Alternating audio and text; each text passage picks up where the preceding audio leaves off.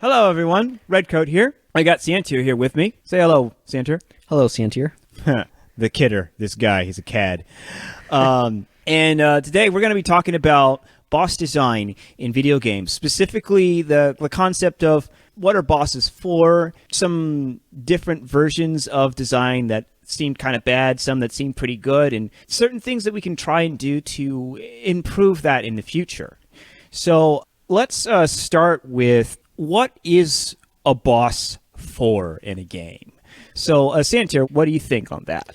Well, usually what I think of for a boss is either it's fulfilling some sort of narrative role, which is a fairly common one, where the narrative says, okay, this is a spot where a boss battle should occur. Usually, though, that's going to be linked to pacing. So when you look at a game, there's usually a curve of interest, or there's different ways of describing it, intensity, whatever you want to call it. But stuff leads up to a boss battle. A boss battle happens, and then there's a bit of a letdown period where you're like, okay, that just happened. Let me go find a save point or whatever. Yeah, it's kind of like in storytelling when you go at the very beginning, the prologue, and then you get to the rising action, and then you get to the climax, and with a complex story. And certainly in video games, just because it's usually a longer form experience, you have multiple climaxes, and usually a boss appears at these points. Yeah, and then you get a denouement afterwards. Yeah. And then bosses will also fulfill a role of like testing the player to see if they have learned how to play the game. Yeah, definitely. That's the mechanical role for sure. Yeah, or it often is. Yeah. Knowing that we have the idea of what a boss is often used for. Right. Let's look into some examples of bosses we've seen in the past. Or actually, before that, let's talk about what kind of makes one good in these roles, I think. In terms of good design for fulfilling those roles? Yeah, good design for a boss when fulfilling a role. Let's go with the narrative one first. So, good design for a narrative boss is that it mechanically, the way that the encounter functions, feels appropriate to the character that has been presented. So, for example, if it's a very serious sort of character, the way that the fight should play out should feel serious. If it's a very goofy character, the fight should probably feel goofy in some way.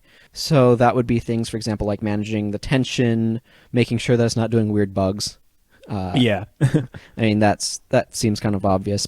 But there can also be a lot of other behaviors where the boss can do something fairly nonsensical. And if it's supposed to be a fairly serious encounter, you can have immersion-breaking moments when the boss does something that is really kind of comical, and that can create dissonance with the narrative presentation of the boss and can cause the player to take them less seriously, because most players are probably going to relate pretty heavily to characters based on their interactions with them, and when you actually are doing something with them, that is a highest form of interaction.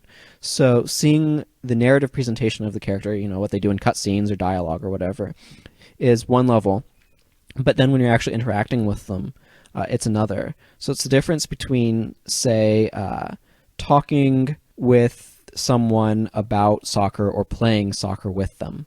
Yeah. It's kind of an interesting thing because, that slightly off topic is that's the whole point of those action button press things. Quick time events. Yes. That thing. You saved me again from my bad memory. But yeah, that's usually the point of that. And I remember in Resident Evil 4, there were boss battles that had that kind of concept inside, wrapped up in the combat, where it's you do the fight for a little while, and then a cinematic scene would the player would be attacked with a cinematic scene, for lack of a better term. Right. You get cutscene is attacking you. Yeah, you're fighting the boss, and then suddenly cutscene, and then there's this button, and he's trying to press into you, and you're mashing the button to try and push him back.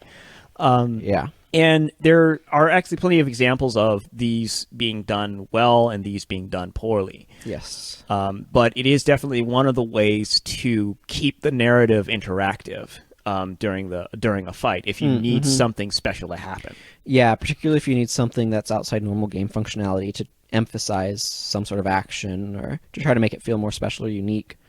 But one of the dangers of doing that is you can break too much of the flow. Most definitely. We've seen many games where you start to expect that your gameplay is going to be interrupted. And that's what you don't want whenever you're doing those, for sure. Yeah. Also, thinking on the standpoint of the narrative boss fight, one of the other things that helps with the implementation of them is just where you're putting them. I feel how you're interspersing them in the game, because you don't want to have too many of them, because then they lose their gravitas. But at the same time, you don't want to have too little of them, because then the actual concept of what the game is about, these don't fit into that lexicon anymore. Yeah. Yeah, where those characters, if they're not actually present, aren't present. Yeah, it's just like, you're fighting this dude. You should care about him. Why? He's got a lot of health, and he does a lot of damage. I don't really care about him because this was a story game. Like, if this was a game where I didn't actually pay attention to anything that was happening up to this point, then yeah, I'd probably think a little bit more of him. But right now, he's just a set of mechanics. Yeah, but sometimes that can work out well if it's a compelling set of mechanics, right? That's fair. And that's where things like the skill testing boss can come in, right? Where you're designing a boss around testing the player's skill. So this is a slight aside, but kind of a difference between this sort of boss and a narrative boss is sort of the end of the design you're coming from. So there's a concept that gets talked about, particularly by Mark Rosewater, top-down design versus bottom-up design. Bottom-up design is where you have the mechanics and you build the flavor out of that. Top-down design is where you have the flavor and you build the mechanics out of it. Yeah. So those are coming from opposite angles. And narrative bosses are generally going to be top-down design. That's what you really want to do with them. You want to make sure that the mechanics match the flavor of who the character is. But when you're making a boss that's a mechanically oriented boss, something, say, just to pull a random example out, if you have a Mario game and you're making a boss that's supposed to test, say, wall jumping, I don't know what you're making, but you would make a character that effectively tests wall jumping and then from that build the flavor of that character, right? Yeah. And that would be bottom-up design. And both have valid uses and valid roles. And games that are going to tend to test mechanical aptitude, the player's mastery of the game systems more, are going to generally be more bottom-up oriented design of their boss characters. So when they break that, they have to be very careful to make sure they're doing it in a way that doesn't violate the feel of the game. Yeah, and that's a tough line to walk, generally speaking. Yeah. As you always want your game to have a mechanical identity along with its narrative identity. For sure. And ideally, the two of them kind of mesh into each other. Like, that's what you really want. Yeah. But thinking on that, we move on to the third type of boss battle, which is kind of the puzzle boss. Puzzle bosses are a very interesting idea because they're approaching a different sort of concept, right? Yeah. And you're right in saying that's a third sort of category, because instead of being driven necessarily by the flavor or by trying to mechanically test the player's aptitude at playing the game, it's asking for the player to solve a puzzle. Yeah. And one of the interesting things about this is that it can provide a sort of difference of kind, the sort of idea that the gameplay here works a little bit differently than it does elsewhere in the game, or it makes the player have to focus on something different. There are different ways of executing on this, though, and one of the big dangers of it is veering too far from the game, and all of a sudden you're doing something very different. And puzzle bosses have a different tension to them, and they tend to be more cerebral and less visceral. Yes, definitely. Like, looking at that kind of idea of the tension that you can kind of pull out of those battles. Like with not necessarily a battle because it's a boss, but right. it's more of a conflict in a different way. Yeah, it fits into something that's more of a deliberate style game like Portal better than, say, an action game. Devil May Cry is a good example. That's an action game. Yeah. Putting a puzzle boss into a Devil May Cry game is suddenly making you focus on things differently because, again, the Devil May Cry series is more of a visceral series, right? It's all about that visceral feel of things and that fast-paced action and getting into that sort of flow state. Yeah. And so suddenly saying, oh, now we want you to cerebrally engage with this game and try to figure out how to do something that's maybe a little obtuse or different is suddenly taking you out of the feel and flow and experience of the game. Definitely, because at the end of the day, in a DMC game, the want that has been drawn out of the player, let's say, is I want to hit things and I want to hit them stylishly. Yeah. For those two wants, the concept of I want to figure out something about how this guy works and then solve a problem. Right. Like, the problem that you're solving in DMC is I want to kill this faster. Right. And it's not to say that it can't work, but it has to be done in a way that doesn't detract from the visceral aspect of the game. Definitely. Like, it needs to be like you can still do things to make it feel like you're being smart about what you're doing, or even more so make it so that there is a trick to doing this boss in a certain way, but you still want to let the player get that feeling that they've been getting throughout the rest of this game, which is just I can slash things, I can do this stylishly. Right. And the real danger with a puzzle boss in that sort of game, again, is that difference of tension and that cerebral feel, which takes you out of that heightened action-oriented state.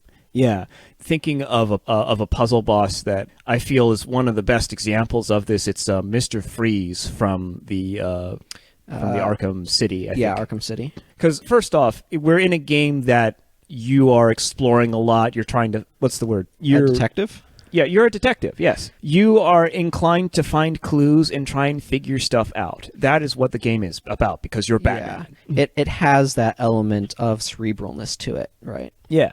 Almost all of the boss battles in Arkham City have a bit of a puzzle element to them. There's always something that you need to figure out that lets you then pull the wool over or rather pull the cowl over the enemy in question. Yeah. And nowhere is this better shown off than in the Mr. Freeze fight. Yeah.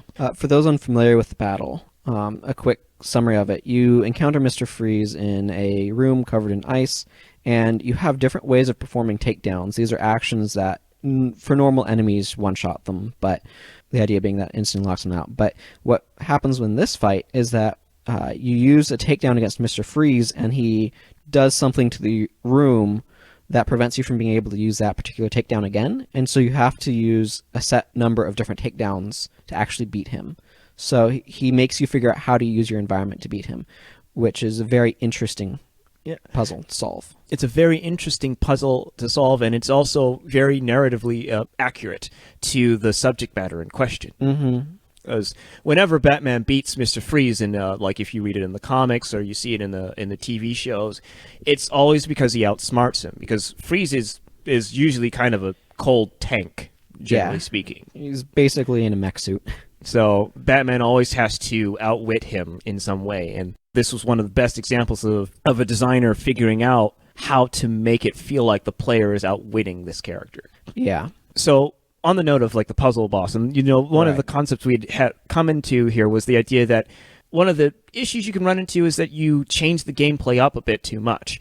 Right. And this isn't even necessarily just a thing with puzzle bosses, but it's with bosses in general. Yeah, for sure. So this kind of goes to... There's a certain type of boss. Don't necessarily have a great name for it. We're still trying to figure one out to some extent. It's calling them Colossus battles, and I'll get into why in just a moment. Or Cram Bosses, which is another idea. Yeah. The idea behind this is that you have to learn a new set of mechanics to be able to actually fight this battle. Hence the term Cram, because it's like a cram session in the middle of your test, which is not where you want to be having a cram session.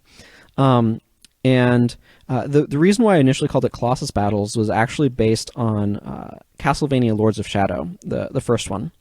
There are several instances in that game where you fight an enemy that is significantly larger than you, and the way that you fight it is different from everything else in the game. It's kind of like a weird platforming thing where you basically, it's not all that exciting or engaging. You go around and climb on this thing and hit certain weak points and hold on when it starts trying to shake you off.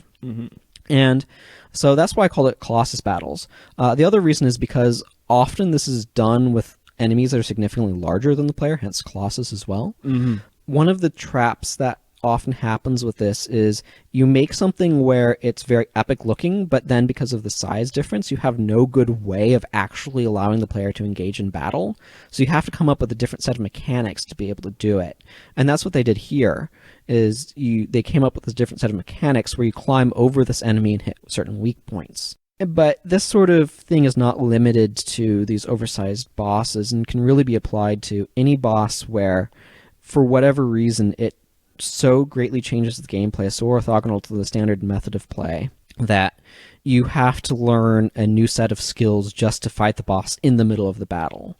Not perfect a set of skills you were building, but develop a new set, which is not a time that most players want to be trying to do it. It's too high stress, typically.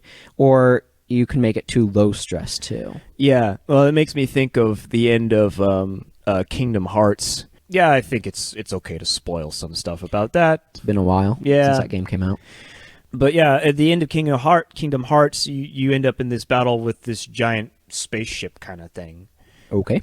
And if I remember correctly, and it's been a little while, this might have been Kingdom Hearts 2. Because, yeah, in either case, the main thing is that when you get to that boss fight, you basically end up in a flying straight rail shooter that's not quite like the gummy piloting stages that you had before.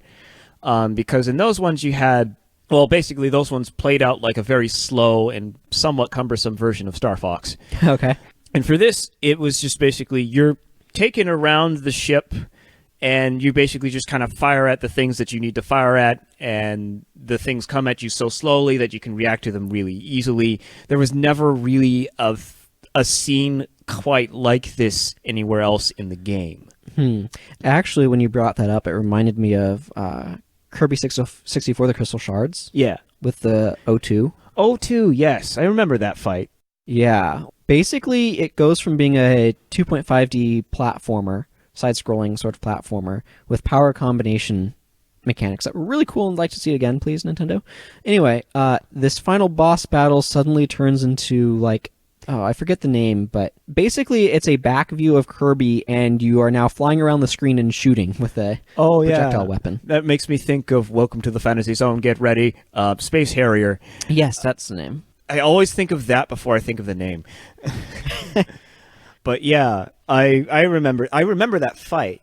And it's interesting because I know when I was playing it, I actually quite enjoyed it, but it is definitely not the same as the rest of the combat. No, it isn't. But I feel for some reason the Kirby one, it works a little bit better, and probably because Kirby's changing up his powers so much, so you're changing the gameplay so much as it is, it maybe is a little less incongruous. It might be that aspect. I know it was also that boss in particular was a secret boss, like before. Yeah, it was. Like you had to do all sorts of crazy stuff before you could make that happen. Well, you had 100% collect all the crystal shards. True. Also, that's an interesting note on the Kirby bosses in particular, because they fall into this weird area where they have some puzzle elements, but they still manage to stay as combat fights. Yeah, but I think that's the Kirby games tend to incorporate some amount of puzzle. Yeah. In general, so it probably is part of why it doesn't feel so out of place. Yeah, I think that's true. Like there's because I know all of the bosses have a very unique something that they do. And one of the things that I think Sakurai, I believe he's mostly the designer for the Kirby games. Maybe I'd have to check. Yeah, I know he's been in charge of a lot of them, but yeah, you guys can look it up on the lines and see if I'm lying, or just wrong. But yeah, the thing about those battles in particular is that when you enter into them, there is definitely a way to play it where you have to wait until the boss makes a special thing happen, and then you react to that and then attack them back. I mean, specifically, the boss produces an eatable thing. Yeah. Which is from the very inception of Kirby, where that was all he could do in the beginning. Right. But now with all of the copy abilities, the battles have become more of a thing of where you can just deal damage to them throughout the entirety of the battle, and you're just figuring out how to keep dealing damage while avoiding all of their attack patterns. Yeah, it's actually also interesting thinking about this. This came to my head, but Star Fox Adventures Dinosaur Planet, the final boss of that game is basically the same final bosses you have in like most of the other Starfox games. You're fighting Andross and you're Arrowing. Yeah. But the majority of the game is spent in more of a Zelda-like game, which means that that final boss battle is oddly calibrated. It's oddly calibrated. I remember when I played that game and I got to the thing, I was like, oh man, it's General Scales. He was the main bad guy in that game, by the way. I think the game is a little underrated also. But yeah, I enjoyed it. I did enjoy it. I will say it wasn't the best. No, but it was well polished. I could say that. Yeah, I could see that. I liked doing staff foo with Fox. That was fun. Yeah. But yeah, I mean, you get to the fight with General Scales, and Scales is like, I'm gonna fight you, and then Andross just shows up out of nowhere, literally out of nowhere. Like, I think he blows the ceiling off of the room, and he was like, I am the main boss. Scales, you have failed me. Blah, blah, blah, blah. Scales dies, and like Fox is like, I've got to get in my R-Wing, because Andross is a floating head, and I have to shoot it. It's very out of nowhere. Yeah, it comes completely out of nowhere. That's a narrative dissonance right there. Yes. A narrative dissonance and a mechanical dissonance. 2 in 1. But yeah, that boss fight, I remember when I first played the game, I could not beat him. Oh, yeah. Because, well, I didn't play Star Fox 64 like at all, right? So my main experience was the flying to the floating sections levels. And those levels they didn't really teach you much about doing it well, I feel. No. Like, they were fancy filler. Yeah, well, they were like gummy ship stages, except slightly less cumbersome. If you didn't guess, I didn't like the gummy ship stages, but that's just me. But they were infrequent and low intensity enough, and most of the game was focused around something else, that the Andross fight really came out of nowhere. It's the only boss that you fight in your R-Wing. You've not had much practice in your R-Wing, particularly doing this sort of battle, and all of your experience in the game up to that point was on different types of bosses, and so it very much so worked completely differently. And so it was a test for the wrong type of game. Yeah, I think that's a very apt way of describing it. It's like getting an English quiz in the middle of your math class. Sure, maybe you've had a lot of word problems, but it's not the right subject matter. And other stuff has covered it, but not this class, so it's completely out of place. Yeah. So looking into some other elements of boss design, I wanted to tackle a few elements of like traditional boss design and some of the stuff that, we see it a lot. And so we have the temptation to just be like, it's a boss, so it should have these things. Yeah. But in my feeling, it's like a boss should definitely be designed with the game that they're in mind. And all of the feeling that comes with that. But that aside, so the traditional boss design, if we go back to the NES days, and this is because of the limitations of the systems, right? Sure.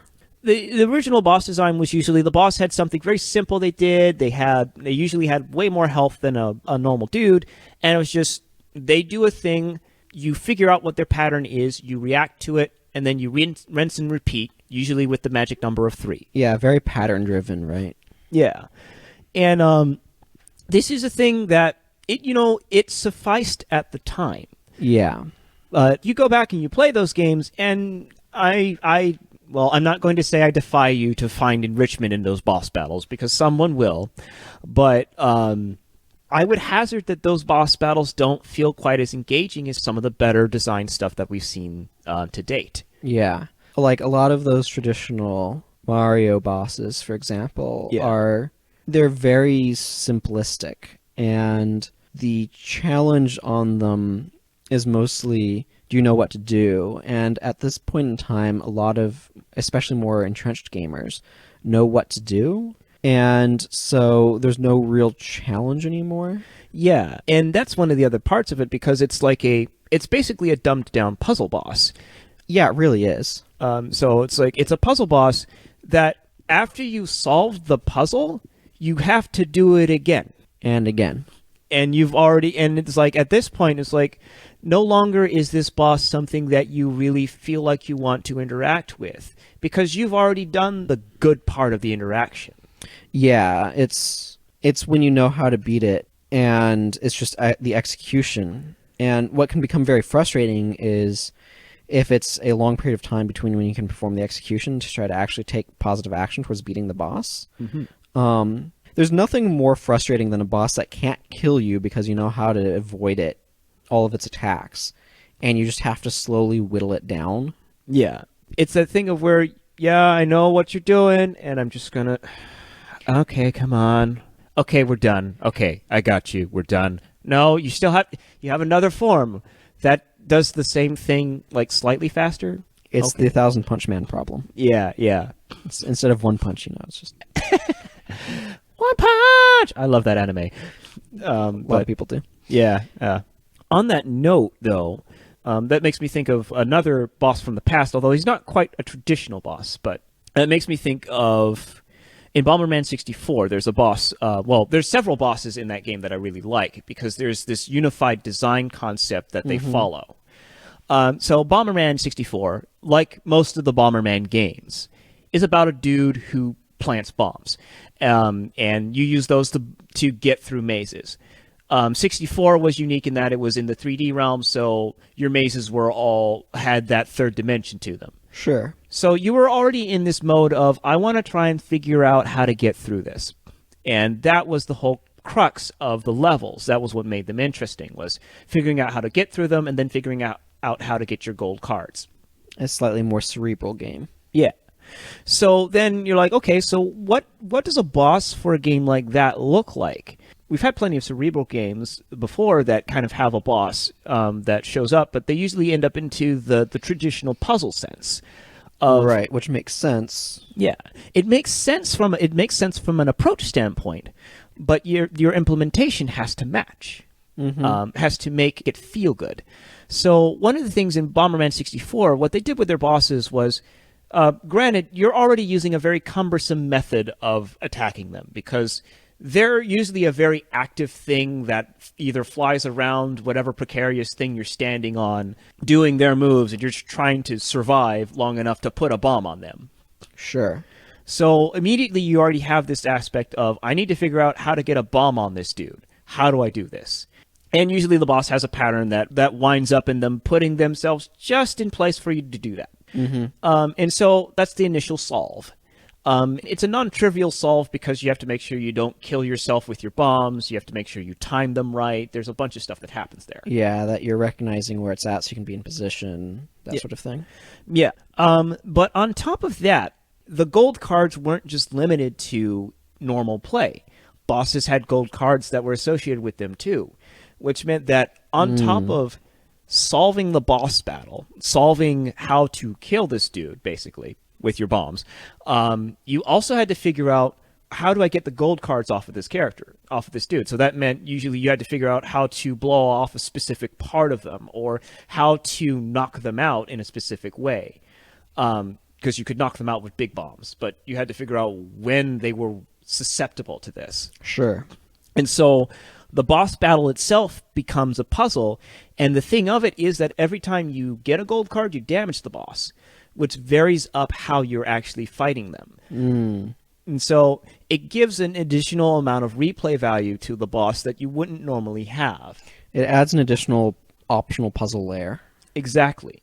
And so that's one of the things that I found really interesting about the bosses in Bomberman 64, and it was one of the few Cerebral games. I mean, I don't play very many Cerebral games, so, mind you, that's another thing along with that. But it was one of the few Cerebral games that when I played them, and then when I went into the boss sector of it, I played the boss battles over and over again. Yeah, because it's... Calling it a puzzle is kind of wrong, because it's puzzles, right? Yeah. It's a puzzles boss, and then which puzzle bit you can solve at any given time is something you have to kind of figure out. Yeah. Like, when can I solve this aspect of the puzzle? When can I blow off this wing? When can I blow off that wing? When can I knock it out? Yeah. And so these different goals are different puzzles that you have to sort of dynamically figure out when you can do them and how to optimally take advantage of each opportunity you're presented. Yeah, and that was the other thing about it, is that they could happen in any order. So right. That would change things about, if you're someone like me who does time trials all the time, like I'm a huge racing game fan, and that's one of the things that I will do all the time, is just do the time trials. Then this boss structure kind of titillates that, in the idea that I can figure out what's the most efficient way to take this guy down and feel good about that. Yeah. Kind of like when you see a Batman Predator room. Yeah, And yeah. you see people who have run the Batman Predator challenges a lot, or the rooms a lot, where they're like, here is the sequence that I take down the thugs to be able to like do it as quickly and efficiently as possible. And when you watch that just dismantle a room in like under a minute, it's just like, wow. Yeah, it's as entertaining to play as it is to watch. Let it be said that gaming is something, falls into that social area where you can actually watch somebody play a game and have fun with it. That's For sure. very true. But actually, on the subject of racing, because that also brings me to one of the interesting things of putting a boss in something that you wouldn't normally expect them to be in, Sure. and then actually executing well on it or executing badly on it. I have two examples, actually, from the same generation of games, actually. So from the N64 era, I played a lot of games back then, so I have a lot of examples from that time. But Diddy Kong Racing was a game that had that concept of putting a boss in there that you're like, wait, it's a racing game. Why is there a boss? Sure. Why but- not just a final stage? Why a boss? Yeah, why a boss? So what's interesting is that, so the game worked on a story mode, had kind of a very bare bones story mode. It was just enough to get you going. It was just like, the different tyrants of the island have taken over their areas, and there's like, well, we do these races to get to them somehow. I don't know how the races actually make you get there. but- Racing game narratives that try to be a narrative about anything other than racing are usually super nonsensical. Yeah, it's just like, we race, and now we're fighting you for control of this thing, and I'm going to race you, and I'm going to beat you. When I go across the goal line, you're defeated.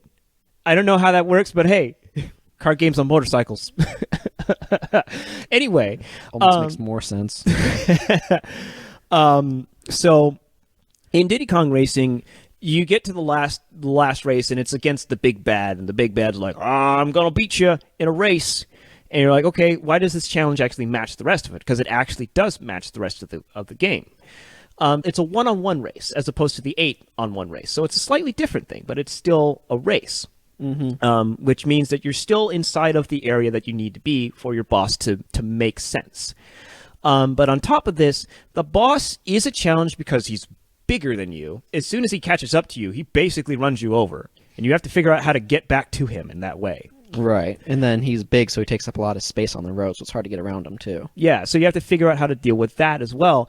And the track itself that you're dealing with them on has different lines on it that you can take to try and be faster than him if you want to try and get around him or something. And so there is an element of interaction with the boss that is non-trivial, but there's also this element of, this is still a racing game. You are still focused on finding the best line, doing this as fast as you can. Right. It's be good at racing to beat this boss. Exactly. So this brings me to my other example, which is in Snowboard Kids 2. Now, I enjoyed the Snowboard Kids game. Don't get me wrong. I loved Snowboard Kids. I wish there was another one that came out on the Advance. We're not going to go there. Not so great, eh? Yeah, not too much. So the thing about the bosses in Snowboard Kids 2, because they decided that they wanted to up the ante, so they added boss stages. The thing about those was that these were bosses that you had to beat up, basically. So you had to shoot them to defeat them. So it's a combat encounter in a race. Yeah, a combat encounter in a race. Now, there's some issues with designing something like this, because immediately in a race, what's your goal? To get there first. What does getting there first mean? It means expanding the distance between you and your opponent. What does that mean? That means eventually you're not going to be able to see your opponent. So an important question. In other racing games that have light combat elements, say the Mario Kart games, Yeah. you have things like the red shells where you can fire them forward or backwards. Yeah. Did this game have directionality of your attacks, or? You did have the ability to shoot backwards, but that's not going to help you if your opponent is around the corner, or Sure. Lord help you, he's halfway, way back there on the course. Right, if you've like half lapped them. Yeah, at that point, because the point of those races is that you're supposed to drill them down and defeat them. Right. Ideally, before they get to the end of the track. If they get to the end of the track, they win. So they're racing you, but your goal is to stay on their tail so you can smash them with rocks? Yeah, basically. Well, bombs, but same idea. Yeah, okay.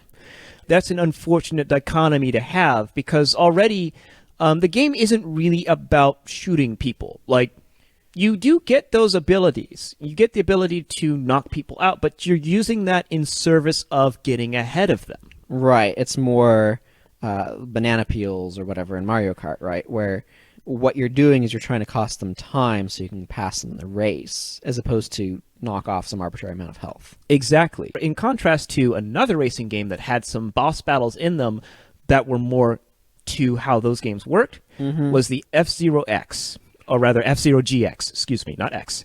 The GameCube version of the game. The specific boss battle I will reference is versus Deathborn. That's his name, Deathborn. I find it funny anyway. It's a fun name in the try-hard style of names. Yeah. But in any case, you run into Deathborn, and you're like, okay. The guy's like, I'm going to beat you and get the galactic belt, because racing boss battles don't make sense. Exactly. So anyway, you get into that race, and the whole point of it is he's ridiculously fast, and the track is full of mines. And you will not beat him unless you are the best racer, or you cheat. I see. And by cheating, I mean throwing your ship into the mines to go faster. Of course. And so this adds this layer of managing your own health to make sure that you stay ahead of the opponent, while at the same time trying to avoid dying from throwing yourself into the things that you're using to stay alive, to win. Excuse me. Mm-hmm. Now you can try and knock him off the track, but you happen to be in the Blue Falcon, which is, it's not a very strong machine. It's in the middle of the road, so it's not effective for that particular strategy. Yeah, Deathborn's machine is one of the most solid ones in the game, so it's hard to knock about. Yeah, so your goal is outrace him, and hope to God that you don't kill yourself. Yeah, I see. So, but that's a racing one where you're trying to outperform in racing, right? Yeah, exactly. Yeah, and that's one of the keys, right? Is if your boss battle has the player performing well at what the game is about, then that's a lot better and will generally lead to a better boss battle than one that is not about what the game is generally about, right? It's not building on the skills the players developed in order to play the game well. Exactly. That's a big core part of what makes a good boss. Like, if we go back to our original statements, he fits in narratively. He has a presence in the narrative that makes sense. But even more importantly, I would say, mechanically, he fits in with everything else that you've been doing in this game. Yeah. He tests those, or he presents a challenge that is in line with those. Well, yeah, either he tests those, or he presents a challenge that is in line with those, or he meshes within it. Right. Speaking of racing, actually, and I would be remiss if I didn't bring this particular battle up. Oh, man. In Batman Arkham Knight, there is effectively a boss that's a racing battle, where it's a very large enemy. You have to catch its attention and then lead it into some mines. And in the Batmobile. And Batman Arkham Knight, for the most part, works like other Batman Arkham games, right? Where you have that combat system and other things going on, and they added some interesting stuff that way, but that's not what I'm talking about here. What I'm talking about here is I'm talking about a gigantic tunnel machine that's chasing the Batmobile in underground tunnels that you have to lead into explosives to damage. Did that thing kill you in one hit? Or... Yes. Yeah. Oof. Yes, it did. So it was this awkward combination of you had to move slow enough that it caught attention of you and fast enough that it didn't get you, and then you had to perform well in the Batmobile, this is one of those things where player reaction on this is going to be mixed, but I did not particularly like the Batmobile. When I play the Arkham games, it's for flying through the city on my bat cape and beating up thugs, right? Mm-hmm. With a combat system that I find enjoyable, and the Predator rooms that make me feel like Batman. So I'm not playing it for the Batmobile. There was some interesting stuff done with Batmobile, but for the most part I don't like driving in games.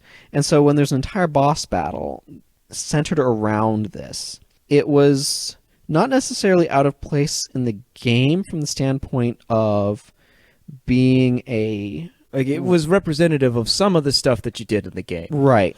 But the thing is, the Batmobile itself was so optional to use for the most part in the game that...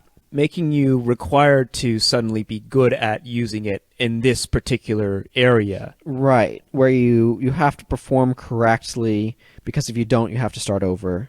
I think it did checkpoint after each hit. I've heard that. I never got one hit on it, so I don't know. Oof.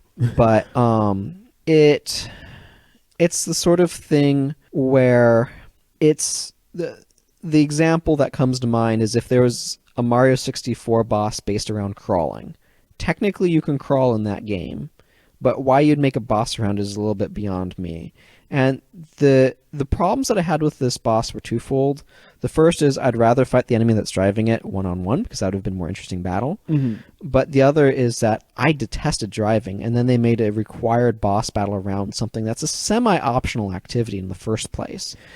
And that's another sort of warning, is you have to be careful about what you make boss battles of. Even if it's technically an aspect of your game, you have to make sure you understand how much of an aspect of your game it is and how much players may or may not make use of it if it's more optional. Yeah, that's definitely a big one there, because if you expect a player to know all the ins and outs of a particular aspect of the game's functionality that they never had to use, they were never told they had to use it. Yeah, nothing in the game told me you have to get good at driving the Batmobile to be able to beat the game. And I don't even mean like amazing. I mean competent enough at it, because I never really got to amazing levels. But so much of the stuff was like, okay, well, if I'm losing too much, I can just quit. I don't have to do it, right? And the problem is I ran into this boss battle, and this is the first time that I had some degree of sympathy for that writer at BioWare that wanted to be able to skip combat, right? Mm-hmm. Because I have this battle that I so detest that I stopped playing the game because of it. Mm-hmm. And if I could literally give them money to not fight that boss battle, I would like the game better. Mm. Now, that is an interesting point.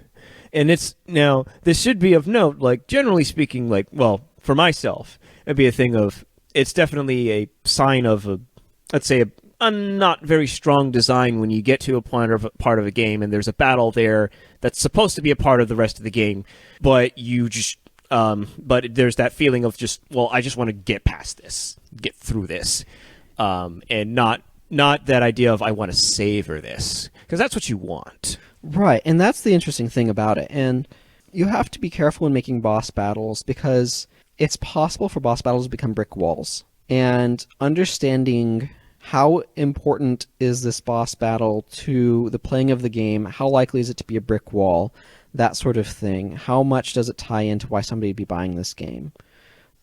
Those are all really important questions to ask. I did not get Arkham Knight because I wanted to drive the Batmobile. I got Arkham Knight because I enjoyed the experience of the other Arkham games, none of which had the Batmobile. Like, I enjoy the Souls games, which are known for their difficulty and challenge and being hard and the various bosses in that stomping your face in. For the most part, I think those bosses are fairly fair, but that's something we'll potentially talk about when I get past my current point. Yeah. And so it's not the difficulty of the boss that's a turnoff. The turnoff for me is that this is a boss that's requiring me to get skill at something I don't care about, right? And I'm playing the game for fun, and so when I encountered something that was so decidedly unfun and contrary to what I wanted to do, it made me say, even though I like 95% of this game, the 5% I dislike is preventing me from enjoying the other 95%. Mm-hmm. And this has actually given me a lot to think about in terms of I'm not sure ethics of game design or game development is quite the right term, but in terms of having sympathy for making sure that if there's an aspect of your game that is, particularly in a franchise series, that might be something new that players may or may not like and may or may not be buying your game for, that you allow it to not dominate their experience. Yeah, that's definitely a portion of it for sure, is because you want to know, when you make your game, ideally you want to know what it is that your game is about, like, right. And there are those times when you're just like, we didn't do any pre-production, don't know exactly what this is about. We're going to figure this out as we go. And so you might not have an idea of it. But generally speaking, if you have the time to plan it out and think about it, really think about it, and then as you're playing the game, analyze it. Right. And particularly when you're in a series, you have a graph to work off of, right? You can say, here is previous game A. What did previous game A do? Yeah. What is game B or C or D or whatever doing, and how does that relate to the previous one, particularly when they're under the same title? This is actually probably an extensive enough topic that we can discuss it some other time, and it has to do with how you're handling sequels. Yeah. But the point that I am making here is what the Batman Arkham games have is a certain style between like the Predator rooms and the combat, right? That's what most people at this point are probably going to buy a Batman Arkham game for, and probably going to be pretty happy if it has engaging Predator rooms that make them feel like Batman, and combat that's overall enjoyable and provides a bit of a challenge. Yeah. And so when you throw in the Batmobile boss, and this is actually the second Batmobile boss in the game. The first one uses the Bat tank, and that one was also obnoxious, and I hated that one too, but not as much because it was less unbeatable to somebody with bad driving skills because it's a slower paced. Slower paced thing, yeah. So, as a game designer, I value the experience that I have gained from it in terms of being able to sympathize with people who have similar experiences. And I don't mean to complain about that battle existing per se, but I want to highlight the issue that it has. It stopped me from playing a game that I had been enjoying. And as a game designer, I don't want something that I make to do the same thing to somebody else. And it also gave me sympathy for people who would like to be able to, say, skip something that they find extremely distasteful when there's other things that they enjoy in the game more and would rather focus on. Yeah.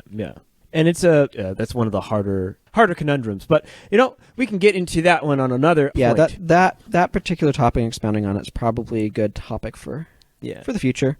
But on the boss sector, I feel like we've gone through a lot of stuff here, so I feel like it would be good to let's do a recap of what we think good boss design is, or actually let's start with what we think bad boss design constitutes and what we think good boss design is, and some of the stuff we can look towards doing when we look to making games. Right. So from my standpoint, when I think of a bad boss, I think of an experience that is poorly calibrated to the spot in the game where it appears. Mm-hmm. You can potentially use that to good effect, but something that comes to mind here is Pinwheel in Dark Souls. Yeah.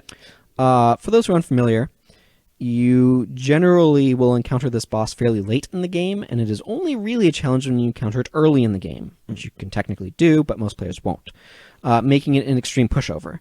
Now, it's probably intentional, but when you, particularly in a more linear game, making a boss that's a pushover late in the game or a brick wall early in the game are both being a little deaf to the way that you're being deaf to your flows. Skill curve. Yeah, to your skill curve.